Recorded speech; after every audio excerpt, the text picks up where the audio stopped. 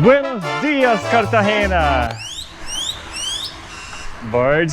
Buenos dias, Cartagena! Another beautiful day here in the Caribbean coast of Colombia. And today I would like to talk about productivity. I know the digital nomad life can be very hard to keep focused, keep being productive. I know, sometimes you are in destinations like this, very tempting to just go and explore.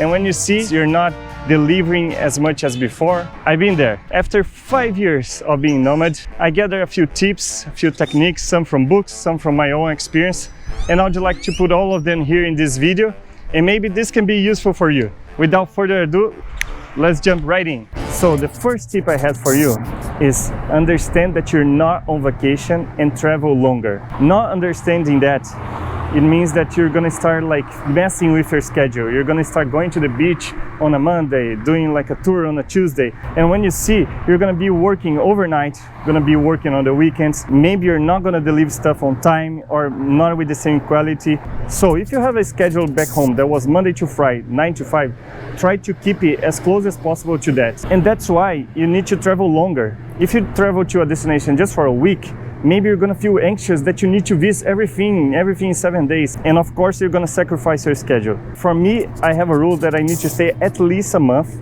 This way I can do my work normally and enjoy on the weekends or maybe early mornings, nights, but I don't sacrifice my schedule. Of course, you can have some adjustments every now and then. You can change one work day for another, but don't make it regular, make it an exception. So yeah, first tip is understand you're not on vacation and travel longer. My second tip is plan your week ahead of time. If you start your week not knowing what you need to do, you're gonna end up procrastinating or doing stuff that is not important. And at least for me, it gives the feeling that I'm unorganized, that I feel a little anxious. You know, when you feel that you have 10,000 things to do and you don't know where to start. So what I do is before I wrap my week on a Friday, my last task of the Friday is separating 15 to 20 minutes to think the big things that I need to do next week. You don't need to be very detailed, but at least put the big goals you have for the next week. I like to choose 4 or 5 big tasks, so I know more or less what my next week is gonna be. And if somehow I miss that on a Friday, I try to do on the Sunday or the latest Monday morning, but I don't start my week without having this plan. After I start doing that, I start feeling much more organized and being productive. So maybe it works for you. Number 3 is creating a to-do list, but doing it in a smart way.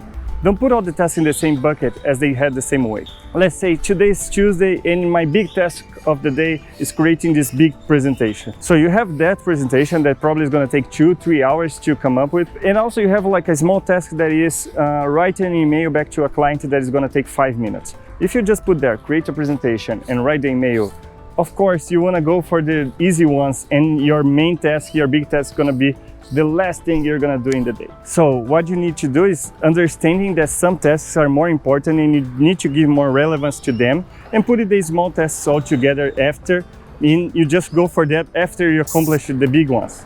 And also I like to block the same tasks that are related to the same project. If you just jump from one project to the other, it's really tiring, it's really hard for your mind to be like, remember what you need to do here and then, oh, now here, now back there. I'm not multitask. So I like to block all the tasks that are related to the same project all together, then the next project all together, and knowing that some of them are gonna have more weight, more relevance than the others, and I need to be aware of that, accomplishing these ones first, so I can reward myself and do the easy ones after. And the next one is more or less in the same subject, and it is breaking down your big task. Again, if you have a big presentation that is going to take 2 to 3 hours and an email that is only 5 minutes, so what you can do to trick your brain to do the big task is actually breaking down these big tasks in a lot of small ones. It's really good to check off things off your list. So do things that you can do really easily. Let's say it's a presentation. So instead of just putting there, create a presentation, you just break that into open the file and then inserting the title, choosing photos. So instead of having one big task there, you have all these little tasks. You start doing that. I create the file,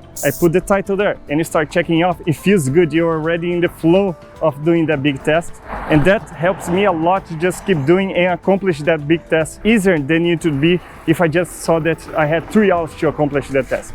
Number 5.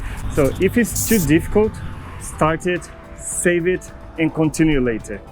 Sometimes just breaking down the task is not enough to me. Sometimes I just not in the mood. Let's say you have this big email you need to respond to a client covering a lot of topics. It's gonna take at least 30 minutes to do it.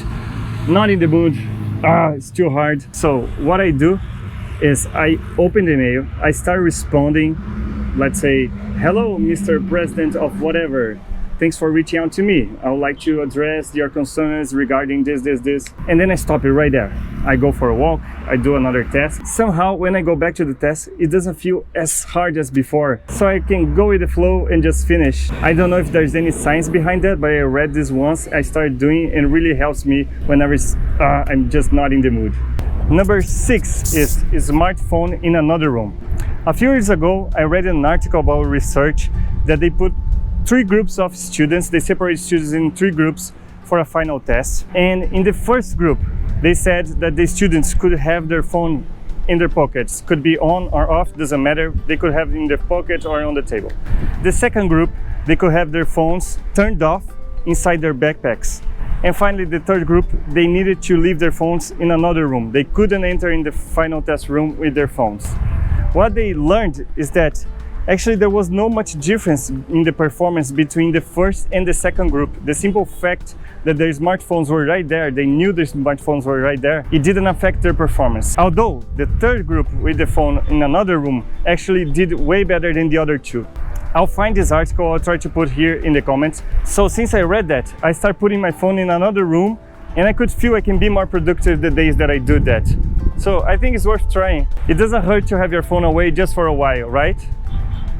Number 7 is the Pomodoro technique. Probably this is my favorite. It's the one that I use the most. I believe most of you already know. If you don't, just go do like a quick research. It's really easy to understand, but it's pretty much putting a quick deadline on your schedule. You put 25 minutes on the clock and you just try to accomplish the tasks in 25 minutes. Every 25 minutes you take a break of 5. I might be explaining not as good as I should, but it's more or less like this. So whenever I feel I'm not being productive, I just set the clock 25 minutes and I go until I get 25. Sometimes I even continue. I'm already on the flow, so I just continue. But it's really good. Whenever I really like this technique. I highly recommend you to try.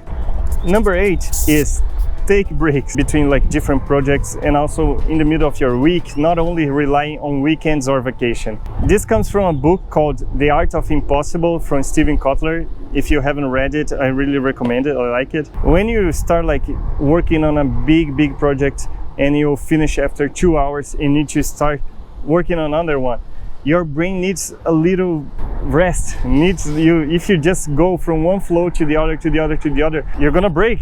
It's gonna be too much. So understand the importance of breaks. So what I do is between chunks of work, when I finish working stuff from one project, I stop for a while, I go for a walk, and then I come back and I start the next one. I also like to take a little break on Wednesdays. I like to block my Wednesday and start and finish earlier in that day. So it's in the middle of the week, and also finishing my Friday a little earlier and really unplugging on the weekend. This gives me the resting time I need to go back and be productive on the next day. So now let's take a break and enjoy the Caribbean Sea. And final tip is reward yourself. Give yourself a little prize for accomplishing everything you needed to do for being productive in the day. Don't be too hard on yourself. Sometimes you just finish everything a day and you already want to jump into the next day, start doing stuff that you have for tomorrow, the day after. No, just give yourself a break, otherwise you're gonna have a burnout. No, when you finish your tasks, you need a reward. Go for a walk, go enjoy the beach, go have an ice cream, you deserve it.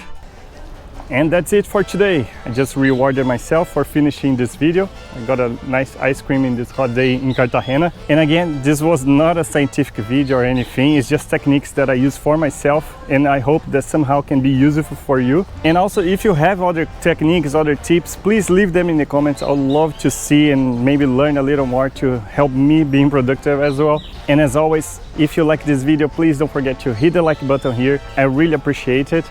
And see you next time.